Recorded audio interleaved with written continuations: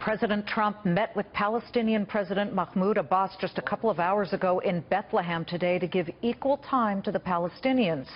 President Trump desperately wants a peace deal in the region between Israel and the Palestinians.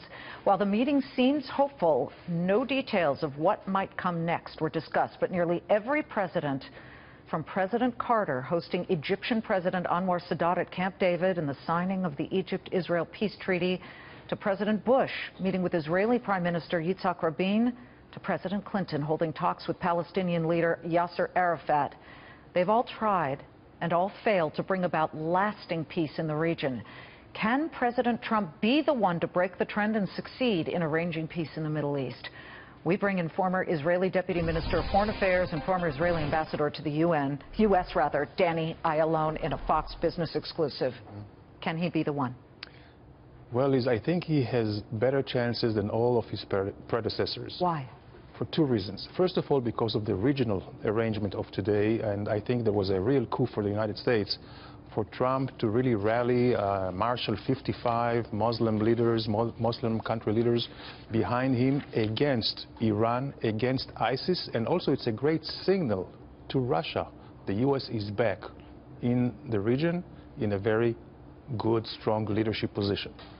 And I think this, because of the intertwined interest of Israel and the Sunni countries against Iran, that could be a great backdrop of support where they could really push the Palestinians easier into the negotiating table. This is the first thing. Secondly, I think that he also is probably the most realistic of presidents establishing these negotiations, if they take place on very realistic grounds. That is, the Palestinians will have to recognize the major Jewish blocs in the West Bank. This is very encouraging to hear you say this, but we've heard it before. Yeah. I used to count how many times the nightly news, and this was in the 80s and the 90s, right, another stumbling block on the road to peace in the Middle East. However, I'm hearing from you there's an opportunity here.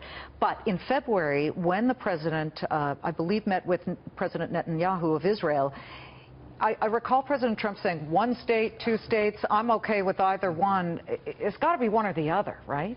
Yes, but, you know, Liz, I was thinking about it. Whether it's by design or by default, this is a great leverage that the president puts on all sides. That is, I'm not going to dictate. So you think that was really calculated versus just looking like he's discombobulated? You think he is the art of the deal in living color? I believe so. I think he holds a lot of sleeves up, a lot of cards up his sleeves, and I think he is going to wait for the right time. The fact that it was very successful, he had very successful meetings with both Netanyahu in Jerusalem and Abbas in Bethlehem. No leaks, any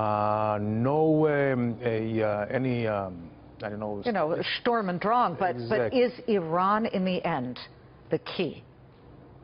Also, yes. I think so? Because Iran is the one that in a singular way can scuttle any peace process in the Middle East, not just between Israel and the Palestinians, but also in Yemen, also in Libya, certainly in Syria, and much beyond. If Iran is not curbed, it's and I think that there may be very major sanctions to be put on it if they do not stop the terror. Has the president put the right people in charge? His son-in-law at the moment, Jared Kushner, is the point person, so to speak, along with a few others, for Mideast peace. He's a real estate guy. I'm not counting him out. I'm just wondering what Israelis think his chances really are. Well, they look Not at a him. Diplomat like yes. Well, first of all, they look at him as a very intelligent guy, and we need to have somebody with common sense, with a real depth of knowledge about the history, about what can be done, what cannot be done, and also what is very important is he has the ear of the president, and that is also something which is very, very important. This is what makes him, I think, a very, very credible negotiator.